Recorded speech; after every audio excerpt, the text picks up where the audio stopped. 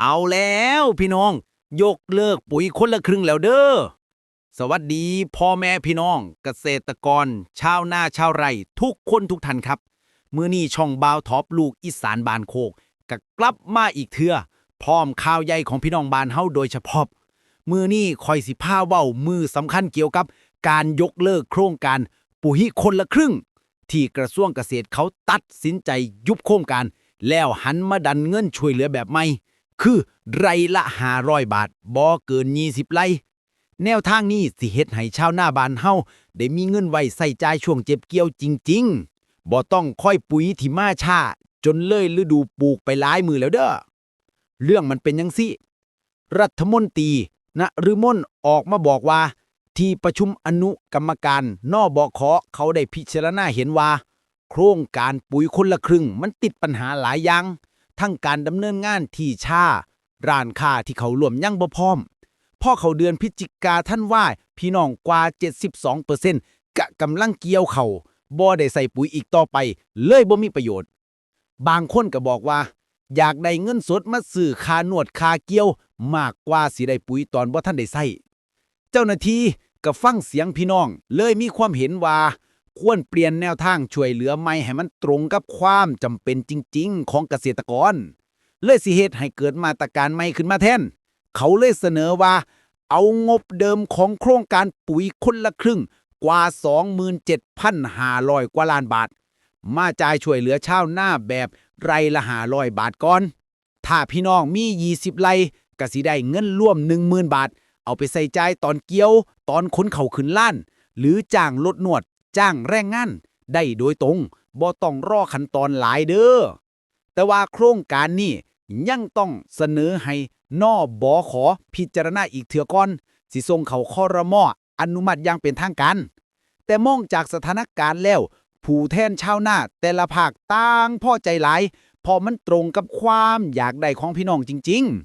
ๆนอกจากแนวทางนี้แล้วทางกระทรวงเกษตรยังมี3โครงการใหญ่ที่สิเอาเข้าครมวันที่29พฤศจิกายนนี้ที่เชียงใหม่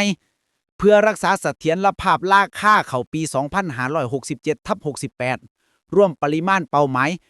8,500,000 ตัน มีทั้งโครงการสินเชื่อชะลอการขายเขาเพื่อลดปัญหาถือกดราคาโครงการสินเชื่อรวบรวมเขาให้สถาบันเกษตรกรเอาเขาไปขายตอนราคามันดีขึ้นรวมทั้งโครงการชดเชยดอกเบี้ยให้ผู้ค้าเขาเพื่อเจ็บสต็อกไว้บ่ให้เทเขาออกมาพร้อมกันจนราคาตกวงเงินร่วมกว่า 60,000 ล้านถือว่าเป็นแพ็กเกจใหญ่ที่รัฐบาลหวังสิพยุงราคาเขาทั้งระบบบ่ให้พี่น้องขายเขาแล้วขาดทุนจ้า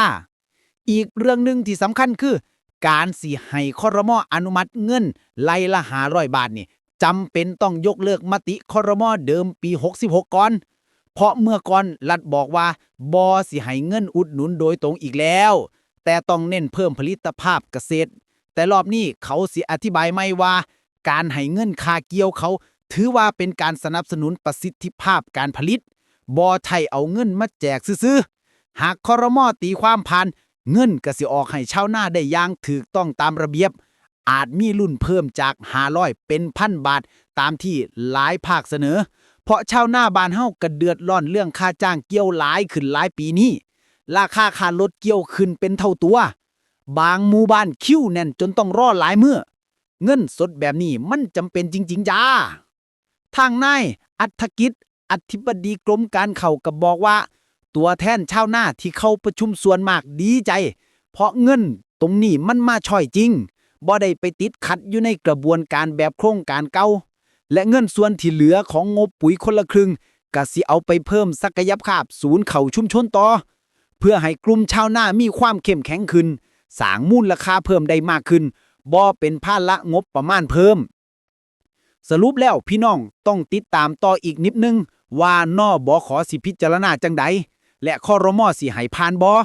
แต่แนวโน้มถือว่าเป็นบวกหลายเพราะรัฐบาลก็อยากให้ชาวนาได้เงินทันใส่ตอนเกี่ยวข้าวจริงๆซึ่งเป็นช่วงสำคัญที่สุดของปี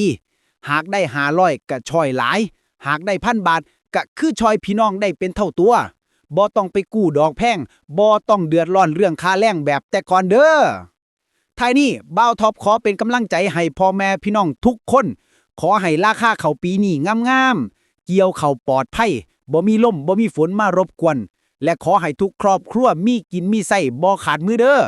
ฝากกดไลค์กดแชร์กดติดตามช่องบ่าวท็อปลูกอีสานบ้านโคกแน่เด้อ